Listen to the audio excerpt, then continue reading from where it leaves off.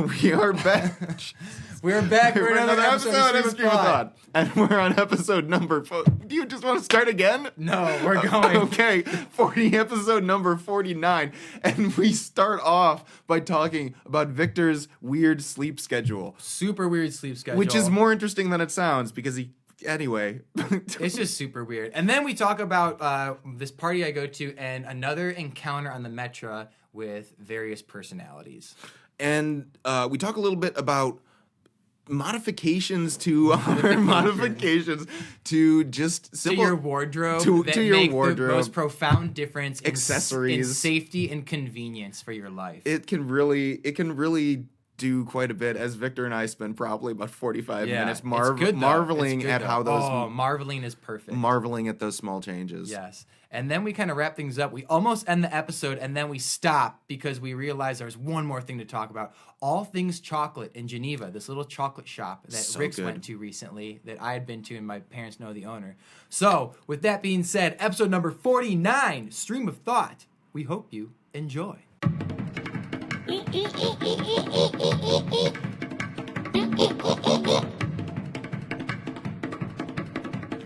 Got everything squared away. Got everything squared away. I got everything set up, and I turn around, and you're gone. Yeah. Well, I'm back. I'm here. What's up? What's going on? How's life? I've been catching up on sleep. So today I told you I took a nap for about 4 hours, right? Yeah. So my life for the last 2 weeks, it's just been like, I've just had so many opening shifts at work. So I'm there at 6 a.m. Mm-hmm. And normally I don't mind that stuff. I would rather do opening than a mid-shift or a closing shift.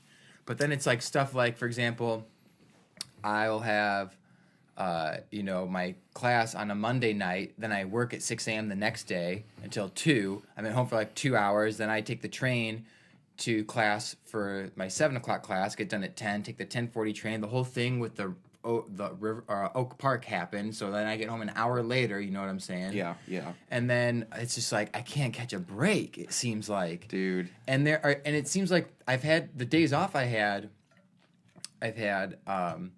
like our fine, I'm able to sleep in, but then shortly thereafter, I go back into like 3 or 4 days in a row of waking up early, 2 of them staying up late because of just other stuff. It's like, fuck, I can't get a break. Yeah. And it gets harder every morning that you have to cut short your sleep schedule too. It's just like the pain just increases exponentially. I found, psychologically speaking. Yeah, it started like 2 weeks ago when I was telling you how I was so excited to sleep in one morning, and then stuff got moved around, so I had to wake up early on my day off or to go to film this commercial, or when I could have slept in, then I went to work later. But anyway, and then like this Saturday, I was off on Friday, I think, which was fine, and I went to the gym on Friday and like worked out real hard, but then I had to wake up early on Saturday, which I shouldn't have been at work that morning, but they scheduled me anyway because they fucked it up.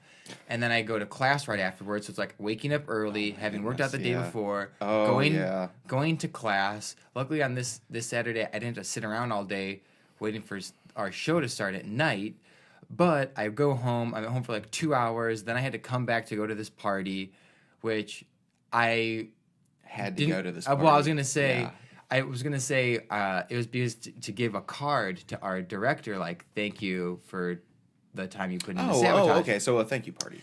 Yeah, it was the rap party for Sabotage, and then like a holiday party, and so I was on the fence of going to that because I also had to wake up early today for work. So, but here's what I'm getting at is, I'm notorious for making plans and then last minute not doing it so that I could stay in and rest. You? Really? Yes. Like, this happened all the time when I lived downtown. I'd make plans with, like, Bill and Chris and Anna or Caitlin or whoever. Yeah. They're like, hey, Victor, come out. It's like, I'm good. I'm just going to stay in. And so I had the card, and I told my friend Ron, I was like, I'll just bring the card to the party. Like, you're going to be there tonight? He's like, yeah. I was like, okay, so I'll see you there. So I held on the card. I was originally going to give it to him to give to the other people to sign because I was like, I don't know if I'm going to make it tonight. The second I get home, I'm like, crap. Now I have to go because I have this card I need to deliver. Mm-hmm. And I'm tired, and I get out of bed, and I get on the train. And then once I get on the train, I'm okay. Yeah. Once I'm out and about, I'm fine. And I meet up with them and I go to the party and I have like 2 beers. But when I'm at the party, I'm like, man, I'm having fun now. Like, I'm not tired anymore, but I know my body will be thinking otherwise, several hours from now. Yes. Because I have a second wind, but eventually the mind and body need to just crash and reboot, Yep. And I'm at this party and it's Saturday, so it's in Humboldt Park, so I typically take the train to Oak Park, and then from Oak Park I take an Uber. Man, yeah, Humboldt Park is so it's quite like a trek. Outskirts That's a of trek. almost, right? Yeah. So I take Oak Park and then take an Uber to get there, and vice versa. But it's Saturday, so the trains are every 2 hours, right? So ideally, I would love to take the 8 o'clock train there and take the 11 o'clock train back. There is no 8 o'clock train or 11 o'clock train. And so 7, 9, or no, it goes, or the inbound, I'm sorry. Oh, Inbound is 7, 9, and 11. Yes. Outbound is like... On the 40s, like 1040, Yeah, 1240. Yep, and that's it. 1240 is the last one. 1040 and 1240. Was the last one. So I'm at this party, and I'm looking at the transit tracker on my Metra app, and I'm having a good time. I'm like, this is so inconvenient because I don't really want to leave yet, but I don't want to stick around for another 2 hours. Yeah. So I'm talking to this guy Braden, and I'm telling him, I sit down because I'm like, shit, and he's like, what? What is it, dude? What is it? And I tell him my predicament, and he felt for me. He like puts his hand on his head, like, dude, I don't know, man. I mean, I don't know. This is you're in a pickle, pretty much. And he's almost like trying to help me solve this for me on my behalf. Like he's thinking real hard, like, what can we do? And and I tell him, and I'm sitting there for a second, and for a moment, I just think back to college. For some reason, I just thought of college. I said, fuck it, I'm gonna get another beer, and so I get up. And I get another beer, and I come back, and I sit next to him, and I'm like, dude, oh my gosh, I can't believe I almost left right now. Like, I'm totally staying for this party. Because so many times in college, I'd be like, yeah, my social life is way more important than school or going to work the next day. Also, the dining court, I'd wake up and be there like 5:30 in the morning. Yeah. So having fun was my priority. And like I said, I only drank about 2 beers when I was there. And I had a good time. And of course... about 11 o'clock rolls around, 11:15, I'm like, I'm getting a little tired. I'm like, shit, I really wish there was a middle ground, an 11:40 outbound train that could be at Oak Park by midnight, you know? Of course, there isn't.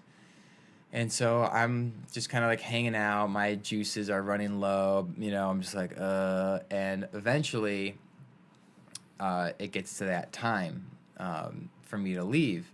And I almost thought to myself, like, well, I can stick around longer and just Uber home, which over the course of an hour, an Uber from this party to my house went from $33 to $45. So Yeah.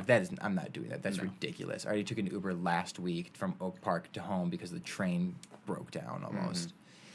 Mm-hmm. And real quick, decorations for this party, immaculate.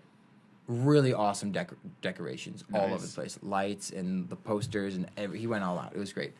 So anyway, I get in the Uber. My Uber's there, and I leave the party, and I get to Oak Park about 20 minutes before the train is scheduled to leave because I did an Uber pool, you know? And I'm there, and I see this guy, and immediately I'm like, all right, this guy is a character right now. It's like, what is this guy doing? No, at the train station. Oh, okay. He says to me, what time is it? He says, when's the train coming? He goes, yeah, this train's going to Aurora, right? I'm like, no, dude, this train is not going to Aurora. What are you talking about? Seriously? He's like, yeah, dude, my girl says, this train, the train's going to Aurora. I'm like, no, dude, this is going to, this goes straight west. This doesn't go southwest. This goes straight west, West Chicago, Geneva, St. Charles, Elburn's the last stop. And he shows me his phone, and I can tell this guy's a little bit drunk, and he's, just smoking cigarettes, and he's kind of got that look in his eye where he's kind of, going from side to side, and, he's kind of had a long night. He's like, yeah, bro, I already missed the first train. I'm like, that sucks because these trains are every 2 hours. He's like, yeah, I just found that out today. And I look at this text from his girlfriend. It says, like, this text doesn't make any sense. It says, like, take the 1146 Metra A1. It's a green train, and go to this address. I'm like, what the fuck are you talking about, lady? This doesn't make any sense. But it's completely legible. It's not like this person was texting her boyfriend Was he drunk. in the wrong city? That's what I was thinking. Yeah. I don't know. Yeah. Because I'm like... There's no green train. I'm like, green line, but the green line only doesn't go past Oak Park. And there's no A1. What is A1? What is that? We only number them 1, 2, There's 3, 4, 5. There's Metra. There's the terminals. There's Metra, but there's no 1146 train. It's Saturday. And they're all unless they... And I'm just like, I don't know, bro. And the address is like Batavia or something. I don't know. And he goes, yeah, it's at Aurora. And I look at the text. It says, get off at Geneva. I'm like, okay, so regardless of all other information, it says, get off at Geneva. This train is going to Geneva. Okay, so forget all this other stuff. You're on the right track. You're on the right train. Yeah. He goes, yeah, man, Aurora. I'm like, no, dude, it says Geneva. What? He goes, yeah. I'm like, no, this is the right train. Like, you're fine. He goes, well, how many stops until Geneva? I'm like, well, it's one of the last stops. So you might, from here to my stop is like 30 minutes. From my stop to your stop is probably another 30 minutes. He's like, but this is the right train? I'm like, yeah, let me see it again. Okay, yeah. I'm like, Geneva. Yeah, you're good. He's like, okay, yeah. Aurora. No! What are you talking about? Stop making this more complicated for yourself. Dude, at that point, you assume that he knows what you're talking about. Because you can't really do much more. That's so funny. He's like, yeah, bro, I got to go see my girl. Really? Because you're going to go see your girl at about 2 o'clock in the morning. Yeah. What have you been doing all day? Like, I don't know how old he was. He was probably my age or a little bit younger. Was his name Neil? No. Okay. But I'm thinking to myself, like, dude, at 2 o'clock in the morning, I'm not trying to do anything other than go to bed. Yeah. So I know. I'm like, you're going to go see your girl at 2 o'clock in the morning, stay up till 4:30. You're probably going to have sex is what I'm imagining, because there's no way you're going over here at 2 o'clock in the morning for anything other, you know what I'm saying? Yeah. But it was just like, oh my gosh, dude, go home and go to bed. But then across the track, I see this guy standing there because we were talking, saying how, yeah, this is the outbound train every 2 hours. You're on the correct side. Sometimes the train picks you up on the opposite side that it should, whatever. And he says, well, what about that guy over there? Is he on the wrong side? And I look over and there's a guy on the opposite side of the track. And I'm like, and I said something like, well, either that guy knows exactly what he's doing, or that guy doesn't know what he's doing at all, because I don't think there's an outbound or an inbound train, which is that side. Mm-hmm. And I don't know. And like 10 or 15 minutes go by, and through the corner of my eye for about 2 seconds, I see that his top half, and I see his hat, just go downwards. So for a split second, I see him, and I'm like, oh, this guy just ran his ass down the steps. This motherfucker is running to the opposite side where I am right now. I know exactly what this guy is doing. Yeah. So I see this guy run, and at Oak Park, to get onto the outbound side, it's this huge, long narrow ramp. Okay. From the street up. Oh, yes, elevated. I do know that. So he flings open the door and runs up, and he's got plenty of time, like a good 7 minutes, which is forever when you're waiting for the train, Yeah. And I said to him, like, hey, dude, I saw you on the other side. I knew you were on the wrong side of the tracks, bro. I had a feeling. He's like, yeah, man, I don't know. I was on this date, and there wasn't a train that was earlier, so I'm like sitting around, and then I didn't realize I was on the wrong side of the tracks, and I'm definitely not taking a taxi to Elmhurst. And so we were talking for a little bit. This guy was totally normal. This guy wasn't intoxicated at all, but he wasn't from around here. But the other dude is just like smoking cig, looking at his phone, looking like, about topple over. Yeah, about to topple over, and carrying this ominous plastic grocery bag. I don't know what's inside, Yeah. You know what I'm saying? Yeah. And we get on the train, and it's funny because I forget it's Saturday, and people of all ages are on the train on Saturday. Everyone, young and old people, but everyone on the train when I get on has just this look of exhaustion and defeat, just like, can't wait to go home. Like, everybody is like that. No one's saying really a word to each other on the train. That's a pretty common vibe. No one's really reading the newspaper. No one's really looking at their phone. Everyone is just like sitting there just waiting to get home. Everyone's just zoning out. Yeah. And I get on the train, and I had bought a weekend pass on the way over there, just on my phone, for like $8. Just get the weekend pass. Yeah, that's right. You can do that now. And on the way back, I was like, well, son of a bitch, they didn't even check my check for my ticket on the outbound, but also it was like really late. But I did get on the third car, and I walked up to the first car. So I don't think anyone got on the first car. Otherwise, they would have been like, oh, some people got on, so we need to go to see who those people are. But whatever. But it was just one of those moments or days where it's like, yep, came across a couple interesting people. Well, one was super interesting, the other's like totally normal. And everyone is just sharing the same feeling of, I can't wait to get home. It's the beauty of the uniqueness of an ordinary day, man. Yeah, wow. I've had a couple of those instances, though, at your sabotage. When I missed the train, or when I started running and realized that there was absolutely no way I was going to catch the 10:40 train, I thought to myself, well, I guess that's my answer right there. And I feel like that's pretty determinative, that the time factor, especially when it comes to public transportation and making a train or something like that in the Chicagoland area, it's pretty much decided for you. Yeah. There was this kid, too, this teenager. We're sitting there, I think it was at Lombard. The doors open, people get out, and this kid runs back on. He runs up to the top near the end of the car, and it's like, hey, man, are there some gloves right there? And they're like, yeah, oh, cool, thanks. And he grabs the gloves, and he runs his ass off the train, because the train doors were open, and a few seconds went by. Yep. And then he came back on, and when he was going down the steps from inside the car, from the top level to the bottom, I thought to myself, bro, I hope these doors don't close on him when he gets to the middle of the car trying to get out, but he made it out. Oh, wow. And I was just like, yes! Far too often I've seen them get stuck. I was so happy for him. Yeah. Wow. So you enjoying that soda? I am. Good. I still can't believe you don't like ice.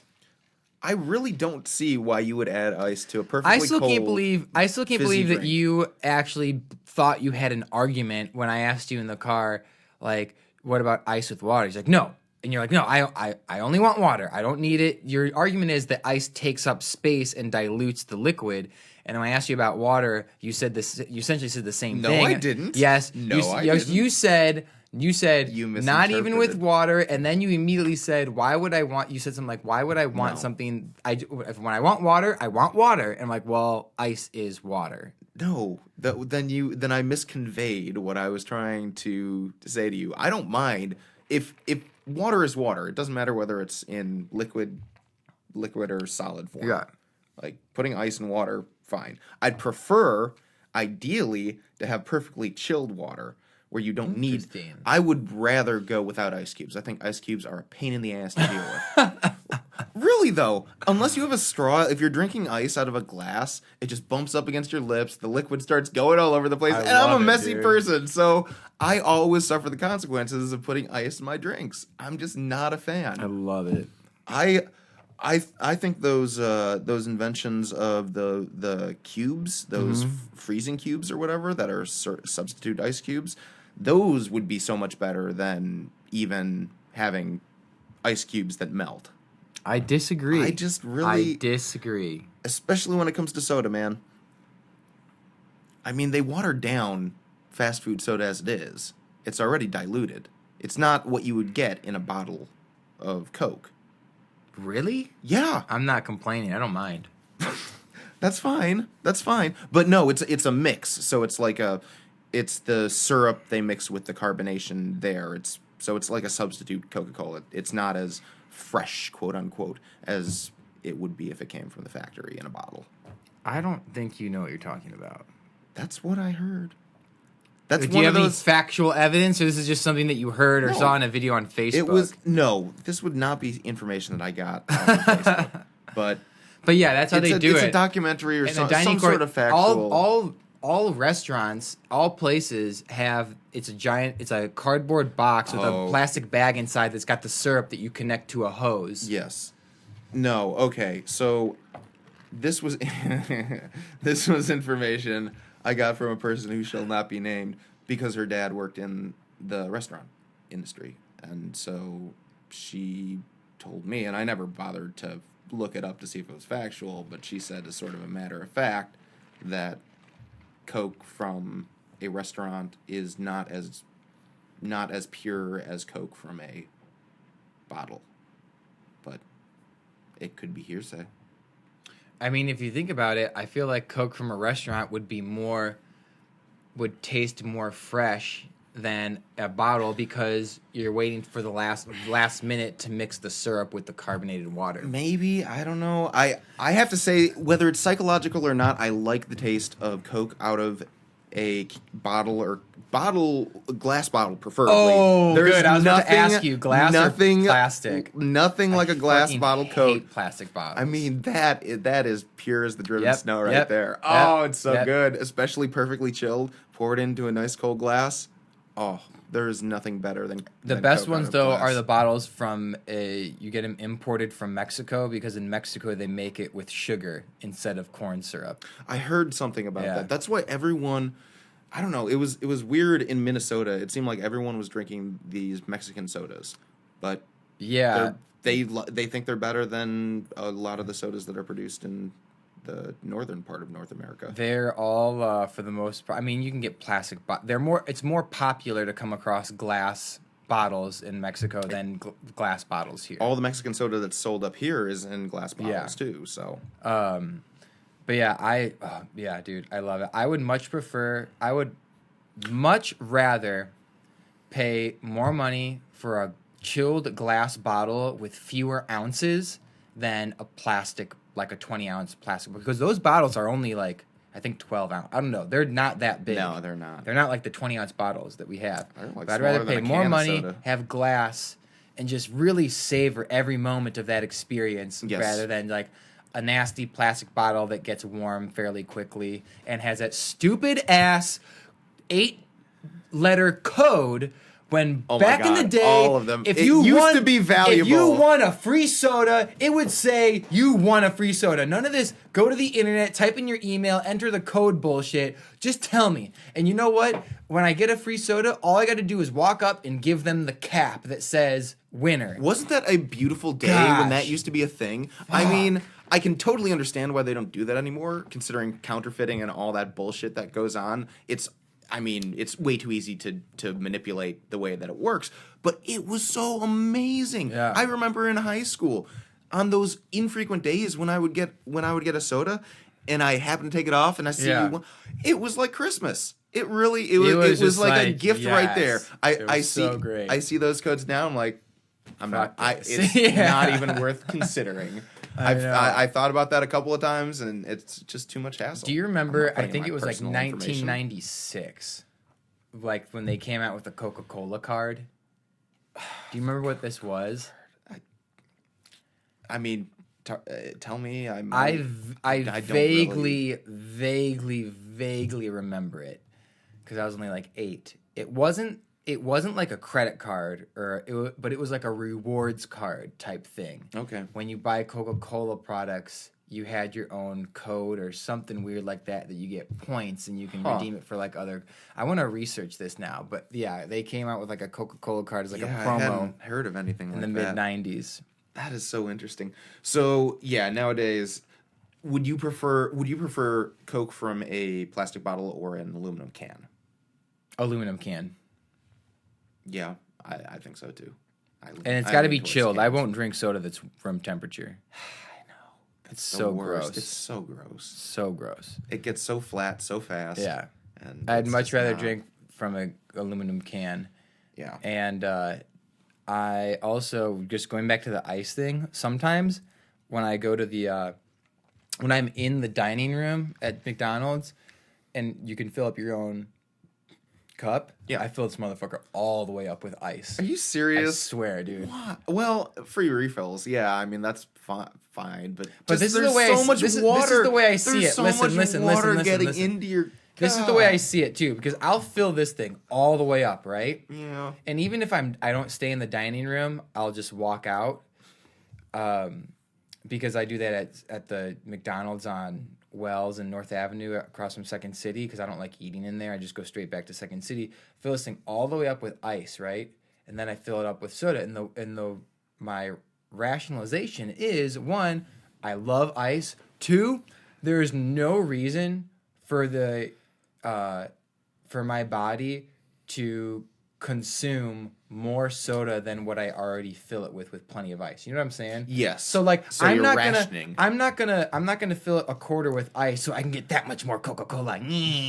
Like, I don't care. I'm perfectly happy. Nothing wrong with that, I don't man. need that much. Nothing wrong with that. But I do love it. Yeah. That's fair. Okay. I see your perspective, certainly. I'm just saying I take a different approach. Man, when I become rich and famous, I would totally endorse Coca-Cola. And then I would want to do, I would endorse... You can totally endorse Coca-Cola right now. Nothing's stopping I would you. totally endorse just regular Coca-Cola, and then I could do a commercial with Taylor Swift where she is endorsing Diet Coke, and then we can... Oh my God, Taylor Swift. Yeah, and we could do a commercial together because she Wow. endorses Diet Coke. All right, so what else you got? All right, so I was telling you last time too, I have these new work boots, right? Oh, going back, I was going to bring up the work boots, and you didn't bring up the work wow. boots. Man, this Listen. is a cliffhanger, man. I've been waiting. So I'm not wearing my other boots right now. So the other shoes that I had, they were boots. They were like hiking boots, all right? But okay, let me say this. Let me give you this example. A truck, right? A pickup truck. What do you think of when you see a pickup truck? Are you familiar with makes and models? Kind of. Okay. No, I only from commercials. Okay. I'm not really a car person. So Or a truck person. if you take, for example, I think it's the I can't remember what, I think it's the Toyota Tacoma. I don't know. There are several different variations of pickup trucks, right? There are some that are like small and low to the ground, you know, like little ones, and then you got like a Ford at like the F-350. Like, you know, you got a real truck. I know, right? Only because Ray talks about his engine all the time, but apparently it's a bus engine put in a pickup truck. It's this huge red pickup truck. Well, a lot of them are diesel. Yeah, no, his is diesel. Yeah. But anyway, my boots, like, okay. Wait, why are we talking about because this? this is going back to the boots. I don't know why I had to bring up trucks, but I had these boots, these like small like hiking boots, right? Yeah. But dude, you don't know what a boot is until you get like a Brahma steel toe, man. And like a lot of the time, we have these machines that move pallets around and everything. And I didn't want to get steel toe boots because I already had boots. And shoes, really, now that I think about it. And I didn't want to spend the money on them. And they're not that expensive, like $40, but I just didn't feel like it. The universe gave me a few reminders. I had a few close calls getting my feet crushed. Really? So I thought to myself, you know what? I'm just going to get these boots. So I go How to close Walmart. were these close calls? Pretty fucking close. Close enough for you to actually, but it took you 3 times before you realized. Yeah, I think close calls. I think 4 times. Oh my maybe. goodness! After the second time, I think after I the learned well third enough. time, I was like, okay, this is not going to be getting a serious. fourth. Yeah, it is. Yeah. And I would always be very aware of where my feet are, right? But sometimes, like, it just happens. Yeah. And actually, one time, part of the machine, it went over my foot, over right in front of where my ankle is, but I stopped it from like rolling over my fucking foot. And I had a mark on my ankle, but I was like, another time the truck driver was like moving shit around and Sandy's like, Victor, watch out. And I could feel it. I could feel the machine kind of go near me, and I like jumped my foot up. And I don't know if it would have hit me or not. But dude, look at you, right? That freaks me the hell out. And so I got these. Oh I go to Walmart and I get these steel toe boots, right? Wow, dude, I feel like a god. Invincible. Yeah, dude. Hercules on the floor. I put these boots on. The next time we record, I'll bring in what I was wearing and what I currently wear. Please do. I want to see this. Dude, man, I feel like the fucking man, bro. I mean, just knowing that these boots were $40 from Walmart. Steel toe, water resistant, oil resistant, resistant to also like electricity. Like I got the whole package. Oh my goodness. I don't know how these are only $40 and not like 80 or 100, $120. But just because they don't work. Just the overwhelming sense of relief of just knowing that anything can hit my feet and I'm going to be okay. Yeah. And also just looking down, I have the boot that I have now and then what I was wearing, I think to myself, I can't believe I ever went a day without wearing steel toe boots. I went June, July, August, September, October, November. I went 18 months wearing these shoes before I got the boot. And it's been like a week. Yeah. Dude. I'm walking around, getting shit done, you know. I'm not afraid of anything. When you have those moments, amazing. Man, you've got to preach that information. Does everyone else have steel toe boots around the office? Other people do. Some people don't. I don't know why. Dude, spread the word, man. Evangelize. But you know why I also did it too? Is because if you get hurt, if something happens where like you break your foot and you can't work for like 8 weeks or whatever, they won't pay you. You don't get workman's comp because it's part of a thing like you have to wear steel toe boots. Oh my goodness, dude! Tell your coworkers, man. Yeah. Like pass that knowledge on. It's such a game changer. As you're talking about that, I'm like, it's so simple how just making one of those changes can dramatically increase your life efficiency and your outlook, and you realize that, dude, you don't have concerns anymore. It removes something huge that you didn't realize how huge it was. Of just like freedom, and I just feel like I've empowered myself. It's so wild, the transition that it's taken. You don't realize, literally every day I had a shotgun pointed at my foot with my finger on the fucking trigger with the safety off, almost asking, almost like, is today the day that I'm going to just literally shoot myself in the foot? Dude, that's why you told me my reaction. And now I'm just like, wow, I can't. I seriously you didn't realize. Cannot believe the number of times. I mean, there was only a handful of times where like I could have gotten hurt, but just the complete lack of awareness and safety that I was just throwing out the window. And when you see these boots, dude, you are going to be in awe between what I have now and what I was wearing. I have no doubt. My goodness. I'm glad you finally came to this realization. Gosh. It's good to come to those points of clarity where you realize, oh my goodness, I didn't realize something so simple, a change so simple could make such a profound difference in my life, in just knowing now that I'm safe, for example. I mean, wow. Yeah, that is kind of profound, man. I have to say, equally profound, my transition to wireless. Oh, yeah.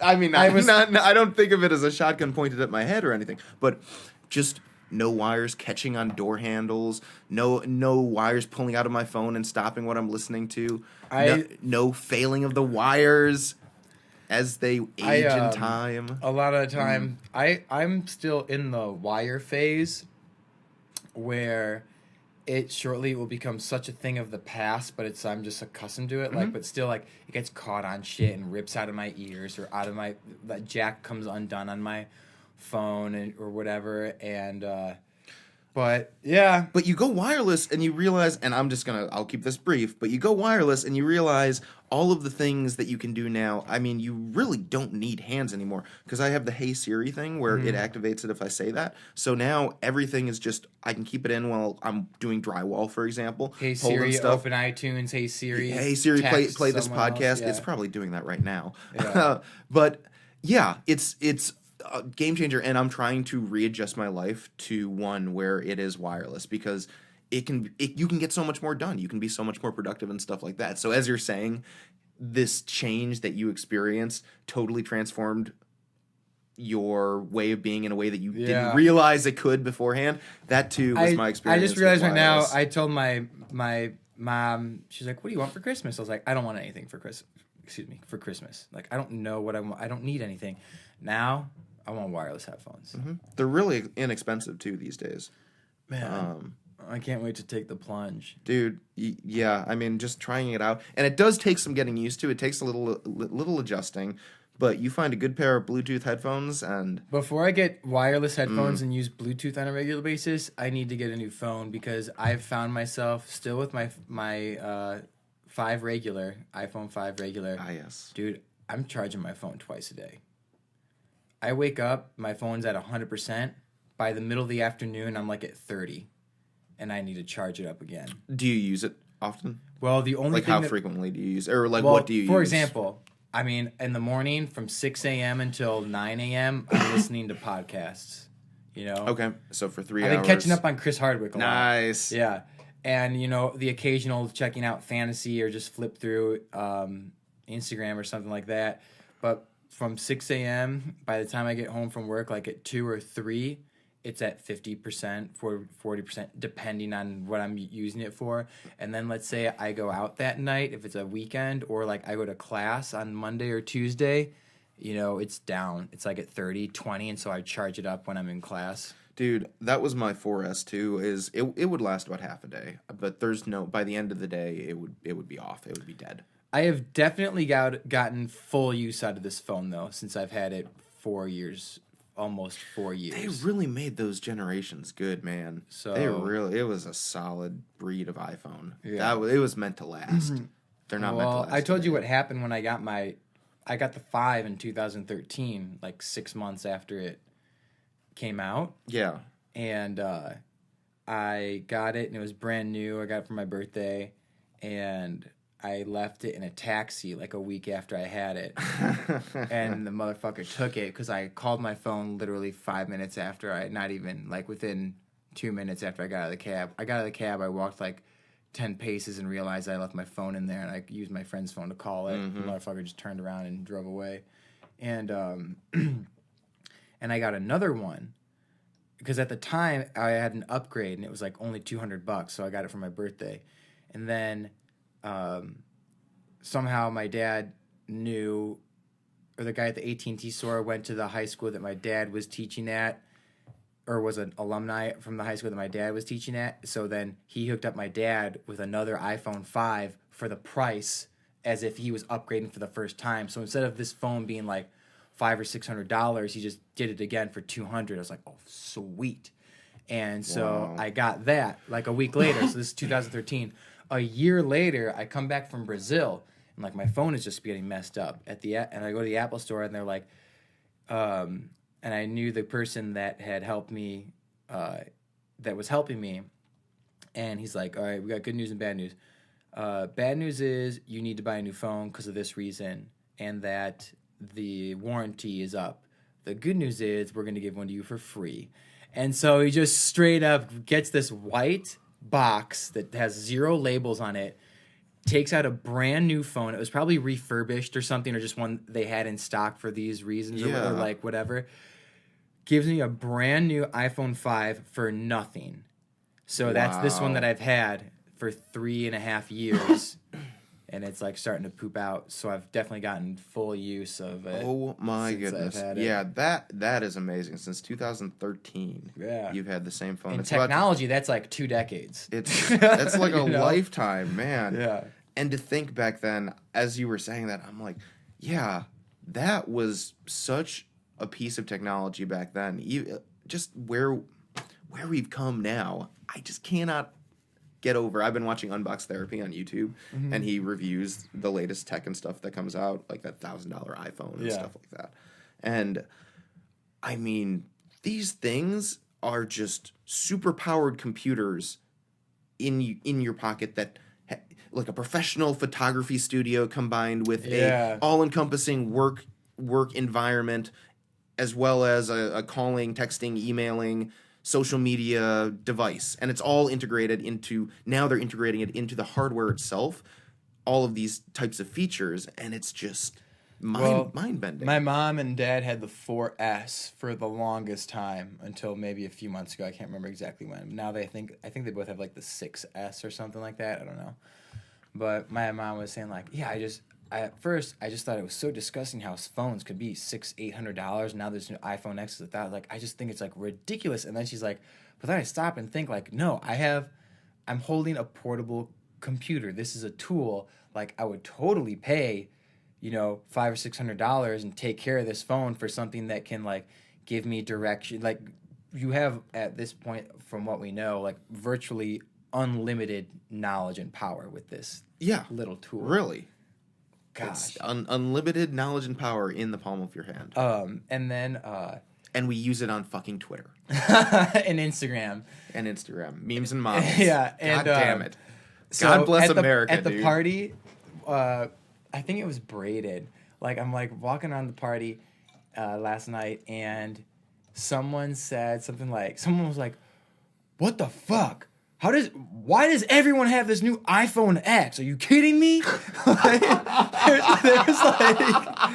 there was like a handful of people that had the X, like, yeah, like, and the chances of jeez, are they all rolling in dough? I don't know. Oh my god! But like, That's such a I hipster highly thing to do. doubt that a majority of them just somehow got it from someone, like, or a gift. But it shows you. Let's say, for example, it's not even Christmas. Most of the time, someone's going to spend their own money on this phone. It's not going to be from a discount from the Apple Store or a gift, or somehow they just somehow came across it or whatever. Most of the time, you're going to spend your own money on it.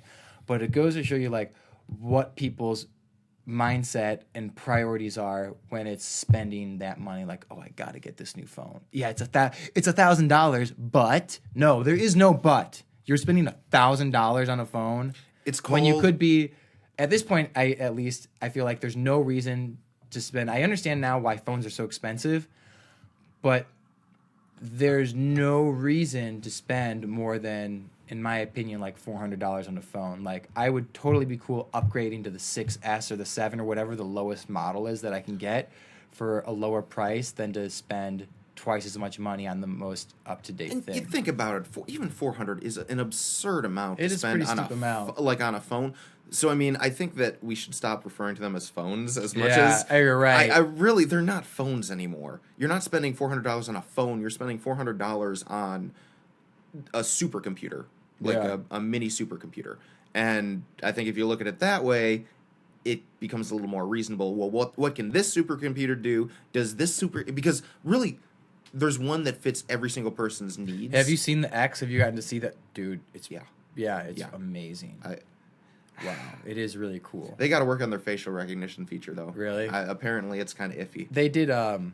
Ellen did a thing on her show for the for the iPhone X when it was coming out. She like made fun of it, and they were doing like they were talking about like the facial recognition. Yeah. And they're like, yeah, you just use your face to open up the phone, but of course you're gonna have to, reset the recognition, when you put on a hat or when you shave or when you take off your glasses or like, just like little things like that. She did it for a few minutes. I gotta watch that. Those are normally pretty funny. But it's the cult of Apple, man. I think you can start to realize, especially when they get up to $1,000, because Apple just put out that phone because they could. Right. 10-year anniversary, we'll make it $1,000. Why not? Yeah, people will buy because it. They know they have conditioned their customers. Like Victor in Minnesota is one of those people. They have conditioned them that every time a new Apple product comes out, they have to have it. Yeah. How many of them have Apple Watches? I bet all of them have Apple Watches. My buddy Jeff, he has an Apple Watch, and I saw him at the party the other day. It made a noise, and he looked up, and he was scrolling, and he was reading the text message. And I was like, dude, I went to it in his face, and like, oh, your Apple Watch, huh? He's like, yeah. And I'm like, yeah, I'm totally cool with this. And it's just a Casio whose the functions are telling the time, stopwatch, alarm, and it's got a light. So you can see what time it is when it's the middle of the night. Yeah. And I'm totally cool with those functions because at least for me, I'm totally cool not having a smartwatch. It's too much for me. Victor and Allie are getting a smartwatch soon. They cannot wait. Really? Yeah. It's just like, I already have my phone. I don't need a smartwatch right now. But you think about it, maybe it's one of those things like steel-toed boots are wireless, where you use it, and once they make it as good of a product as they can, yeah, I could see how it would be efficient to have it on your arm, never having to take out your phone. I mean, that might be kind of cool. Yes. You have your text message, do all that, voice command, like text back, so and so like that. And it's not as awkward as like holding it up to your phone. For me, I don't have the need to have that right now. I definitely had a need for steel-toe boots. And this is, yeah, exactly. And there's that thing of degrees of need, right? I don't need. I managed to survive without wireless for an entire year after transitioning to wireless before.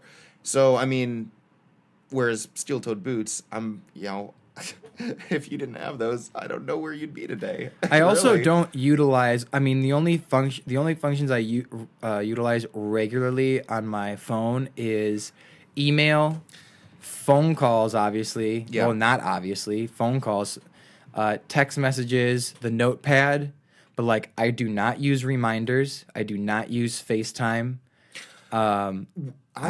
Here's what has to happen though, and I do not use the iHealth app. I do not use and I'd say 90% of it you don't use, but you can really make use, because what I love the most about all this technology today is integration. You can sync up your calendar on your computer with your phone, with your email. I mean, all of it is synced together, and so for me, it's being able to move from one device to another and be able to pick up at the exact same spot or like save things from different locations.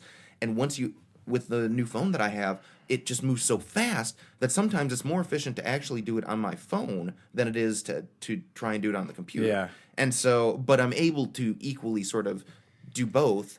And it saves to one, saves to the other. If you had a brand new, because your laptop's so messed up right now. If you had a brand new computer right now, would you get a PC or a Mac? PC. Really? Yes, absolutely. Just because of Adobe? I'm more familiar with the PC setup on a laptop. I like that you can mess around with the internal software and customize it to what you specifically want. You ever use Linux? No, I have heard a lot about Linux it. Linux is like that times 10 for people that actually know how to use, like, go behind the back door and like program things. That's what Linux is and used for. I have really considered actually spending a little more time understanding the scope of Linux, because I've heard it's useful if you actually know how to use it. Bill was like, I was about to say one time one of my friend, but I accidentally said his name, Bill Knitfer. One time he was in college, he was like, "No, man, I don't like Macs because for whatever reason, like, Macs are for stupid people who don't know how to use computers." And I had a Mac, and I was just like, "Okay, one, fuck you, two, different strokes for different folks." But yes, like the benefits of a Mac for somebody like yourself who's not interested in customizing software or fiddling around with making it the mechanics, perfectly specified to your needs. I mean, you can't mess with a Mac. Macs don't get viruses.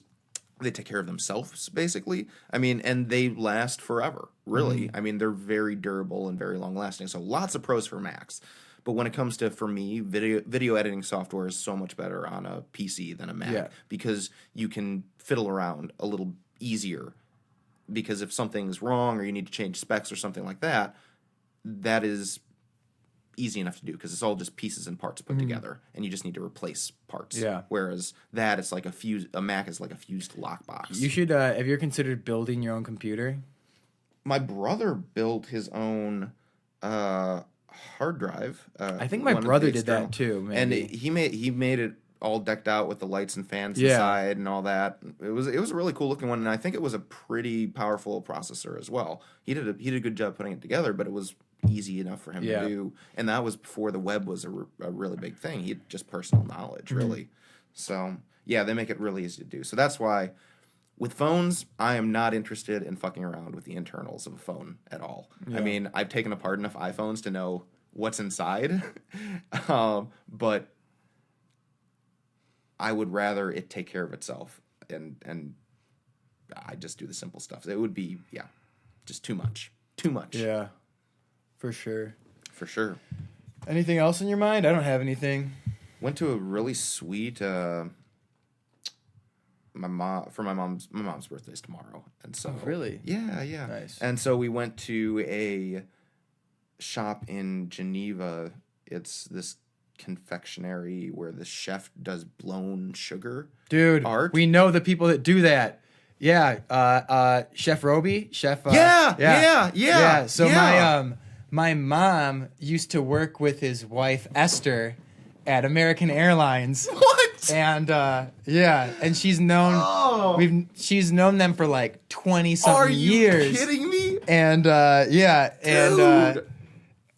he's like a world renowned chef. And we've been there. And all the shit there is made out of candy. It's crazy. Yeah. The 1,000-pound chocolate man. Yeah. And oh my goodness. There's like a Blackhawks player made out of chocolate. Yes, a Blackhawks. Isn't there like a tree in the middle of it? Like a tree made out of. Is that made out of sugar or chocolate or whatever? I think so. I mean, it's hard to tell because they spray it with something that helps keep the form, you know. You're probably right, though. But yeah, like most of that stuff there is all made out of sugar and candy and stuff. It was, and just the chocolates themselves. That's so crazy. The barista behind the counter was like the chef does every single one of these pieces of chocolate. Yeah, his kids and they work are there. Immaculate. They oh my goodness. One of them, I can't remember which, but I believe.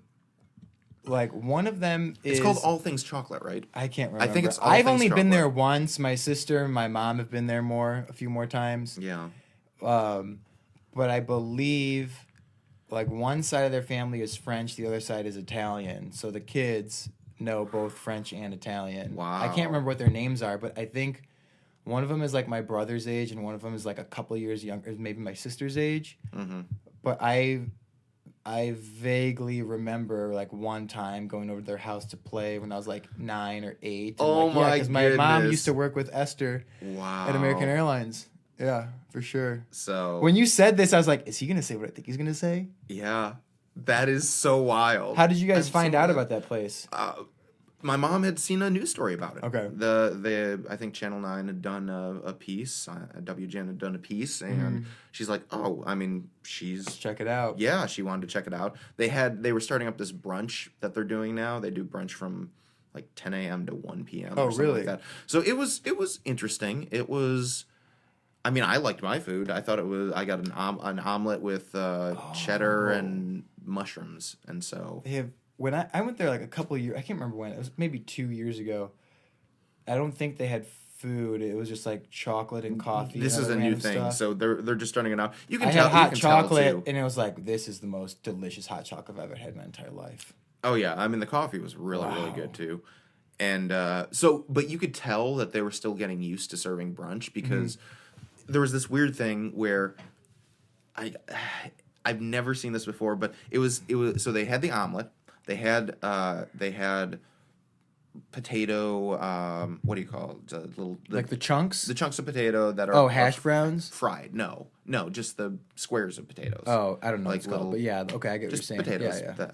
Good tasting. But then they had a tomato, just a half a tomato, drizzled with balsamic vinegar sauce. Balsamic vinegar sauce and potato and omelet don't go together, and the balsamic vinegar just ran across the plate as they were serving it's an Italian thing, and it tasted so weird, so weird. Like it was not a good taste. It was a taste I've never had before, but yeah, you could tell they were still getting used to it. I'll say this though: you say they're getting used to it. One, maybe it's like an Italian thing. I don't know. I hope Two, not. maybe they're trying to like fuse things, in which maybe it is. Or I don't not think weird. this was intentional. But have you ever had Vegemite from Australia or like New Zealand? I don't know what that is. It's like this spread, like this brown vegetable spread. People love that shit in Australia and New Zealand. Like they just put it on everything, right? Mm-hmm. It is a little for the American palate. It's a bit of a surprise, I'll say the least. Why are you wiping counter all over your bagel? But it's funny because like I tried it one time and it has the same consistency almost as like Nutella. So you think like your brain is thinking hazelnut. Nope, It's a little salty, and I haven't tried. It's been like 10 years since I had it, but I remember thinking to myself, "Yep, not as good as I anticipated." Yeah, but my sister did get. This was the most interesting. She got a crab and avocado omelet. Interesting. That was very interesting. The egg, the avocado, and the crab. I had looked at that and I was thinking, it could be interesting. I've never tried it. I'll go with something safe this time. And I think crab or lobster with egg would be superb. I had a bite of it. If I was eating that at the beach, that would be my breakfast of choice at the beach. Breakfast, lunch, and dinner. Breakfast, lunch, and dinner. No, man. This is just because the avocado, there's just the freshness, and then you have the egg. It's just very fluffy and light. And then the crab is light, too. So it's just a very light meal. And it's something that I could totally see just eating on the beach for breakfast, as is watching the sunrise. I took a bite of it, and I was there. Wow. So, yes, she made a great choice in getting that. Man. I'm happy you mentioned that. Me too. Oh, I was like, are we gonna get to that? And we touched on it. So good. Yeah, that's my thing. Well, I think that wraps things up. We're going in at about 55 minutes. So until next time.